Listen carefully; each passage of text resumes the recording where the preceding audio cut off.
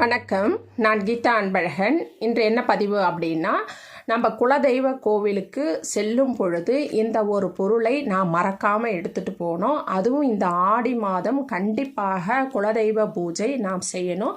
மாதம் முடிகிறவங்க செய்யலாம், முடியல அப்படின்னு சொன்னாலும் ஆண்டுக்கு ஒரு முறை வருகின்ற இந்த ஆடி மாதத்தில் நாம் குலதெய்வ வழிபாடு என்பது மிக மிக மிக அவசியமான ஒன்றாகும். அப்போ செல்லும் பொழுது நம்ம வீட்டில் என்றைக்கு நீங்கள் போக போகிறீங்களோ அதற்கு முன்னாலே நீங்கள் உங்களால் முடிந்த அளவுக்கு வெல்லம் வாங்கி வச்சுக்கோங்க. பச்சரிசி வாங்கி வைத்து கொள்ளுங்கள். பச்சரிசியும் வெல்லமும் சேர்த்து ஒரு நாள் இரவு உங்கள் வீட்டில் தங்கிய பிறகு மறுநாள் எடுத்துட்டு அதை உங்கள் குலதெய்வ கோவில் எங்கே இருக்கோ அங்கே எடுத்துகிட்டு போயிட்டு அங்கே இருக்கிற அர்ச்சகர்கிட்ட கொடுங்க.